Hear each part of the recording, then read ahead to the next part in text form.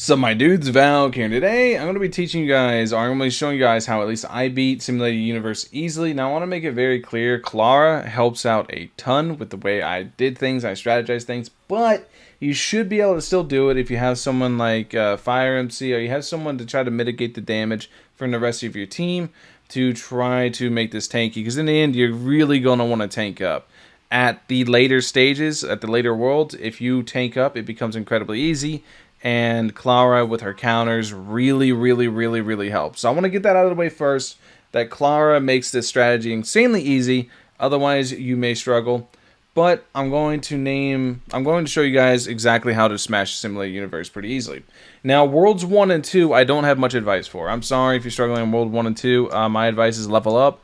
I don't really have a ton of advice for you, but once you unlock the hunt, you're going to want to kind of stack the hunt buffs. In World 3 is whenever you should be able to start getting the hunt, if I remember right. It's been a minute since I've been at World 3.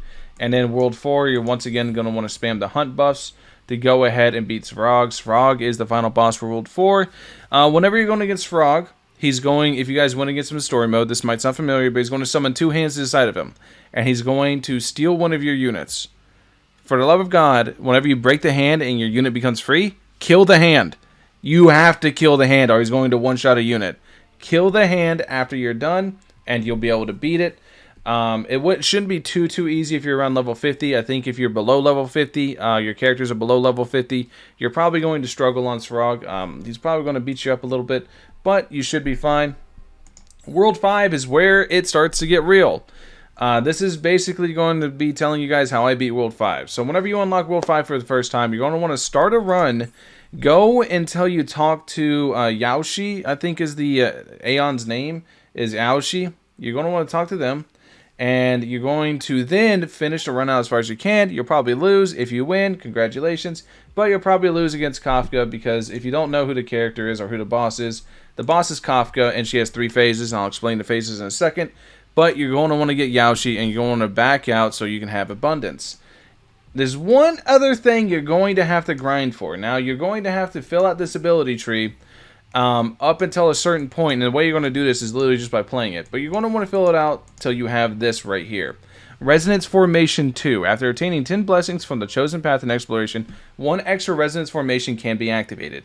Increases the damage dealt from path resonance by 15%.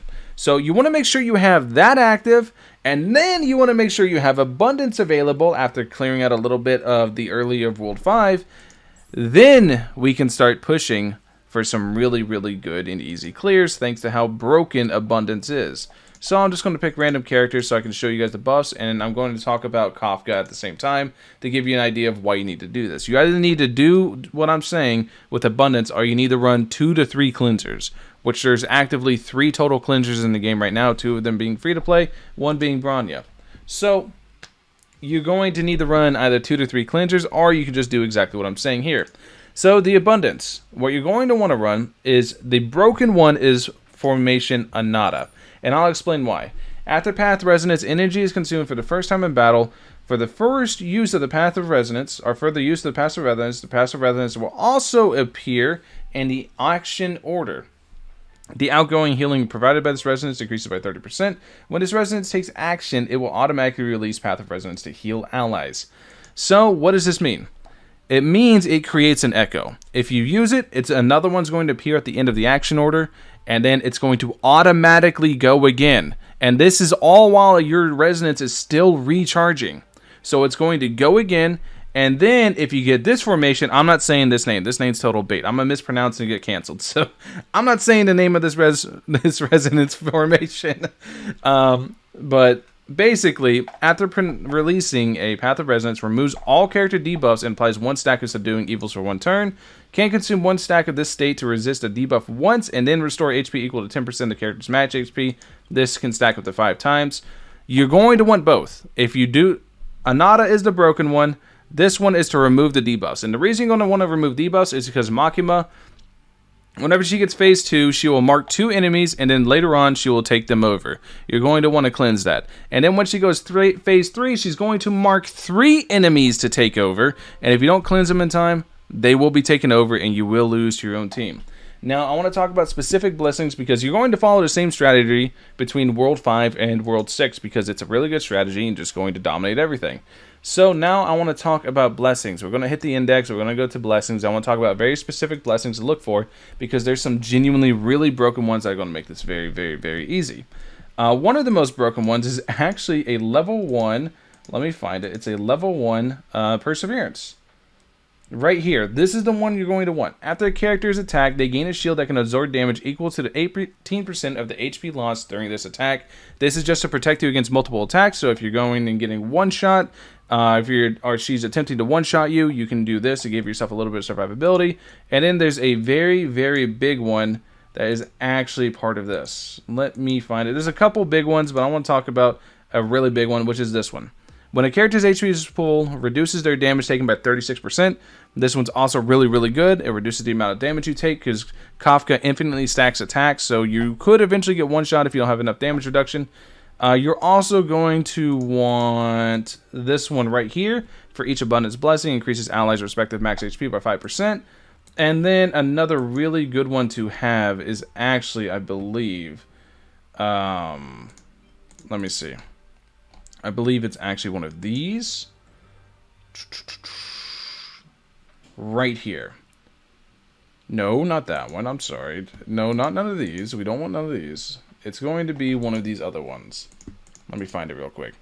Right here. When the character provides healing, other targets in the healed target will also gain HP equal to 30% of the outgoing healing. That's a really, really good one to keep in mind as well.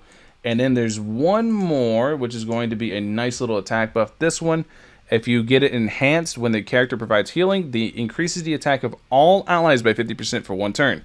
You get the idea. You're going to be able to buff the hell out of your team, provide lots of defense, and basically become unkillable and constantly dispel on a very, very quick cooldown. This is a very, very broken tree whenever you combine with the one Anata buff.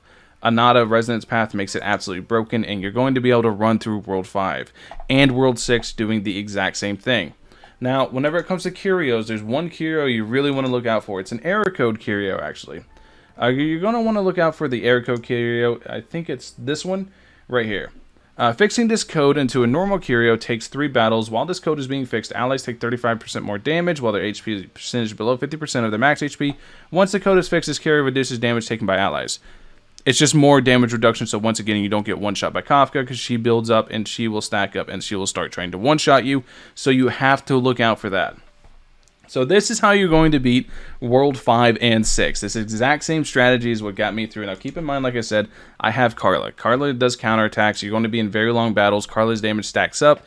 It adds up being a lot. You can just watch the video I posted yesterday morning to be able to see my World 6 clear. You can see I did clear it. It's, if I click here, you can see I have no rewards. First time clearance is done. I already beat it. So World 6 clear is going... It was that one run that I posted yesterday. That was my first World 6 clear. But, like I said, for World 4, you're going to want to stack the Hunt. World 3, you're going to want to stack the Hunt. Gerard can be rough, but you should be over-leveling him. This is kind of where it's going to be. Svarg might be the real test, but once again, you should over-level him and just stack the Hunt buffs, and should be perfectly fine. World 5 and 6 is where you're going to run into issues, and that's whenever you should be abusing the broken AF abundance passive of Anata. Anata is very, very, very, very broken. I can't stress that enough. The Anata blessing is super, super, super insane. This one is just absolutely broken. This needs to get nerfed. It needs to activate only one time. The Echo infinitely activating is really, really stupid, and it makes it so this is just an easy W. You're basically just going to win anyways.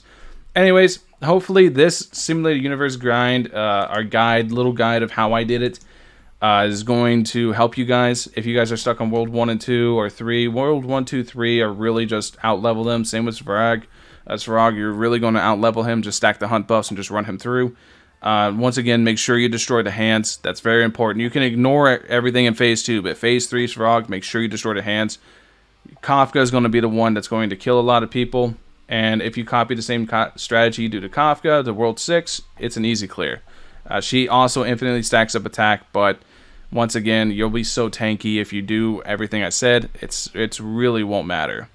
Anyways, that's the video. If you guys have any more questions in the comment section below, go ahead and ask. Whenever it comes down to specific team comps, that's up to you to judge. I'm not going to be answering questions in the comment section, but this video about specific team comps, because I get those like in every single one, like, hey, is this character good? Hey, this character good? You guys have to make up your own judgment on that. If something's not working, try to fix it. You do want to be running a healer with this, because it's specifically to proc the attack up blessing I talked about earlier. Your character needs to heal. You need to have a character that actively heals somebody to do it. So you do want an actual healer with this. Natasha works perfectly fine. Bailu obviously is better than Natasha. So if Natasha works fine, Bailu's even better. You get the idea.